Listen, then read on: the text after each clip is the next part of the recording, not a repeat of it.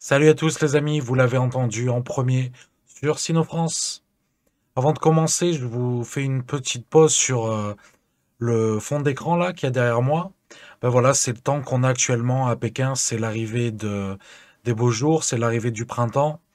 Et ça en fait c'est dans l'arrière-pays de Pékin. Donc bon, en voiture j'y suis en 1 heure quoi. Les montagnes sont juste... Pékin est entouré de montagnes en fait. Bon, pour revenir sur la géopolitique, le cœur de cette vidéo, euh, là on a le courrier international qui nous dit quelque chose que nous, à Sinofrance, nous avons dit il y a 3 jours.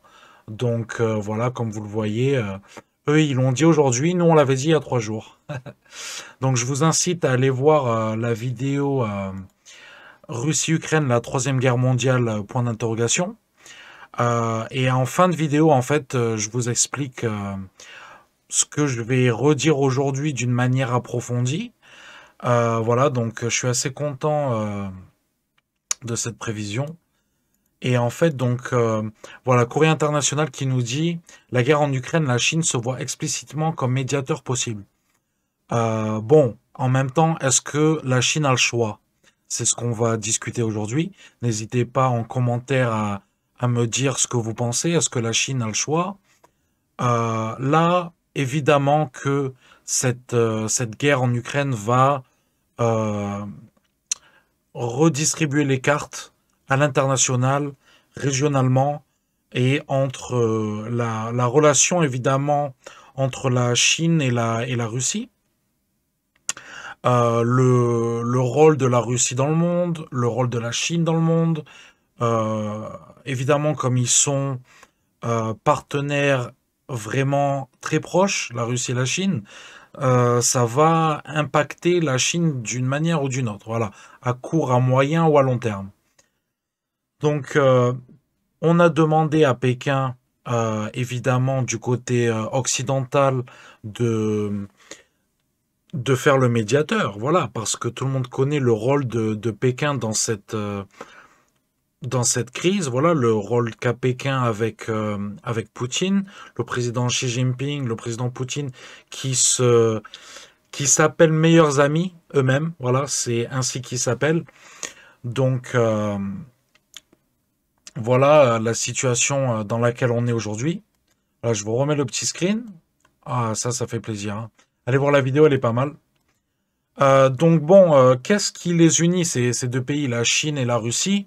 Alors évidemment, il y a un côté idéologique, je ferai peut-être une vidéo là-dessus, comme quoi c'est aussi une guerre idéologique en fait, cette histoire de la Russie qui envahit l'Ukraine. Donc la Chine, voilà, ça représente 13,4% des exports de, de la Russie. Donc ensuite, on a les Pays-Bas avec 10%, l'Allemagne et la... Bon, en fait, il faut voir ici les alliances, quoi. Donc, avec la guerre, les Pays-Bas, l'Allemagne, la Turquie, la Corée du Sud, l'Italie, le Royaume-Uni et les Américains, ben tout ça, ça va être... c'est quasiment perdu pour la Russie. En tout cas, il va y avoir des sanctions, etc. Donc là, on parle de 25%, à peu près 30% des exports qui vont être dans le dur. Donc évidemment que la Russie a tout intérêt à, à augmenter ses échanges avec la Chine. Et ce qui rend en fait la Russie dépendante de la Chine. Alors bien sûr que la Chine a besoin du gaz russe. Et là, on va voir quelque chose de très rigolo. Comme quoi, en fait, la Chine a eu des problèmes d'approvisionnement russe, en fait, en gaz russe. Donc voilà, je vous en parlais tout à l'heure. Et, euh, et après, voilà, bien sûr que la Chine a besoin de la Russie, mais elle peut aussi s'en passer. On connaît les capacités de résilience russe, mais aussi chinoise. Voilà. Donc, c'est aussi par intérêt. Voilà. Enfin, tout est par intérêt entre États, comme disait Charles de Gaulle. mais là, on va voir un petit peu plus en détail. Donc, on a vu juste avant la Turquie qui, euh, qui va, qui est d'habitude un allié, entre guillemets, de la Russie, qui est très proche, en tout cas, de Poutine. Ils s'aident mutuellement.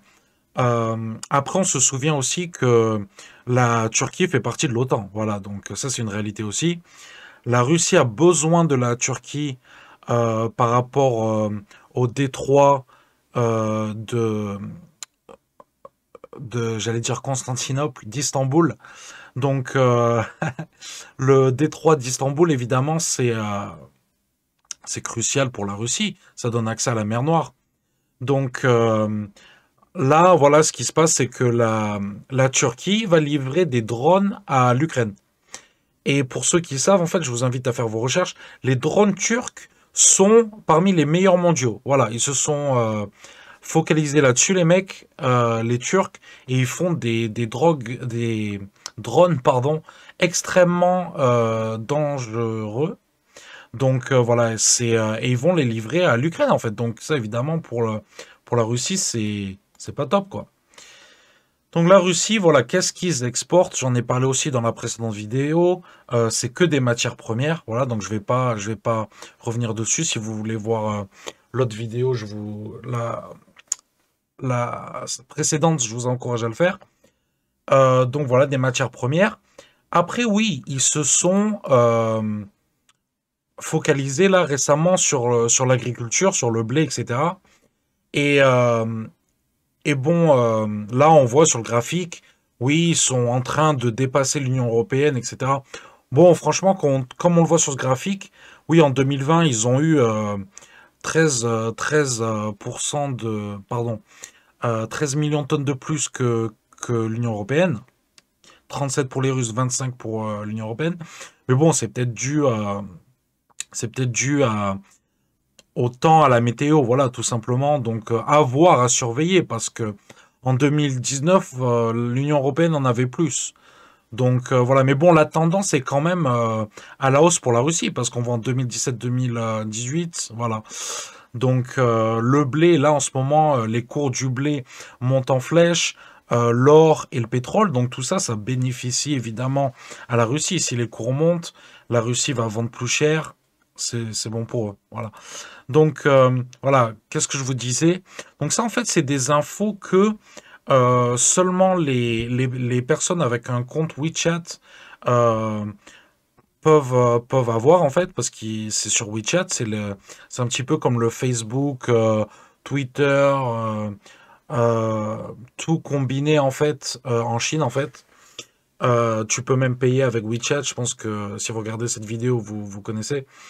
Et donc bon, j'ai traduit cet article qui est en anglais originellement. Et en fait, voilà, donc les prix du gaz augmentent avec la crise.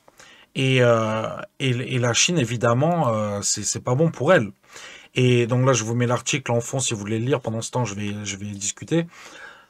Donc, les Chinois, comme tout le monde, mais surtout les Chinois, comme les Russes d'ailleurs, voilà, si vous commencez à toucher leur intérêt, si vous commencez à toucher la population, etc., là, voilà, ils vont s'énerver, ils vont pas être contents. Ils vont pas être contents, ce qui est normal. Donc là, en fait, les prix du gaz russe affectent directement les Chinois. Bon, bien sûr qu'on est à la fin de l'hiver, c'est le printemps comme vous le voyez sur la vidéo que j'ai en fond d'écran. Le printemps arrive, il n'est pas encore là. Mais là, dans 2 semaines, je pense que ça va être bon. Bon, je parle de Pékin parce que le Dongbei, donc le nord-est de la Chine, ça va jusqu'à 2000 kilomètres au nord de Pékin. Et là, il fait bien plus froid. Donc, peut-être qu'eux, ils ont encore un mois qui va être très dur pour eux au niveau de la météo, au niveau du froid. Donc, et c'est eux qui ont souffert de cette pénurie de gaz, en fait. Donc là, comme je le disais, ça, c'est un facteur qui va pousser la Chine bien que le printemps arrive, à pousser la Russie à calmer les choses, en fait, à calmer le jeu. Voilà, tout simplement. Ce que je voulais dire aussi, c'est, voilà, ça. comme je l'ai dit dans ma vidéo précédente, les Européens, on sert à rien. On n'arrive jamais à se mettre d'accord pour quoi que ce soit. Pour les sanctions, on a vu aussi avec le Covid, tous les pays européens avaient des mesures différentes. Voilà, donc c'était n'importe quoi au niveau des frontières, etc. Et là, voilà, donc on a la France et l'Espagne qui veulent moderniser les Tigres, les hélicoptères. Euh, et l'Allemagne, donc c'est Airbus, hein, d'accord? Donc c'est une entreprise européenne. Et l'Allemagne dit non, non. Pourquoi? C'est même pas parce qu'ils veulent pas s'armer, c'est parce que ils veulent des hélicos américains. Mais ils servent à quoi ces mecs en fait? Donc c'est c'est l'Europe, il faut soi-disant s'entraider entre nous. Sauf que non, eux, ils veulent pomper les Américains. Donc non, ça va pour être poli. Donc ça va pas le faire, les gars, voilà. Et non, voilà. Donc gros problème avec l'Europe, etc. Donc je vais vous laisser admirer cette magnifique rivière. Donc voilà, dans le nord-est, dans le nord de Pékin. Et je vais finir en vous disant, voilà, d'un point de vue géopolitique en général, euh, cette guerre pour les Chinois, voilà, ça, et même pour les Russes, ça met à mal, en fait, ça met à mal tous les efforts qu'ils ont faits pendant ces 20 dernières années, voire plus, au niveau du soft power à l'international. Donc, par exemple, là, il y a eu les Jeux Olympiques, d'accord, à Pékin, là, c'est les Paralympiques maintenant. Donc, et d'ailleurs, à ce qui paraît, quand Poutine est venu ici pour les JO, on lui a dit d'attendre, s'il te plaît, la fin des Jeux Olympiques pour lancer, et je pense que c'est vrai parce que en 2014, pardon, en 2008, c'était les. En 2014, c'est la Crimée. En 2008, c'était les Jeux Olympiques d'été à Pékin. Et c'est là que Poutine a envahi la Géorgie. Ils n'ont pas aimé, les Chinois. Ils n'ont pas aimé. Ils ont apprécié à moitié. Et du coup, ben, là, ça va. La Russie aussi, avec les Jeux Olympiques d'hiver à Sochi. Ils ont aussi eu la Coupe du Monde. Voilà, tout ça, c'est des efforts. En fait, ça ternit l'image auprès du grand public, tout simplement. Et bon, Pékin, ça, ils aiment pas parce qu'ils ont mis tant d'efforts là-dessus que voilà. Donc, est-ce que ça va se diriger en guerre froide? Donc ça, c'était la vidéo précédente euh, que j'ai faite il y a une semaine, que je vous invite à regarder aussi parce que je vais vraiment au fond des choses. Voilà, est-ce que ça va se terminer en guerre froide, en guerre chaude? Voilà, donc pour l'instant, évidemment, on voit les choses un peu au jour le jour. C'est pour ça que là, en ce moment, je fais des vidéos assez souvent pour vraiment suivre l'actualité. Voilà, donc la vidéo est finie. Merci à tous. Pensez à vous abonner, à mettre un like et des commentaires. Dites-moi ce que vous en pensez. Et je vous dis à la prochaine fois. Ciao.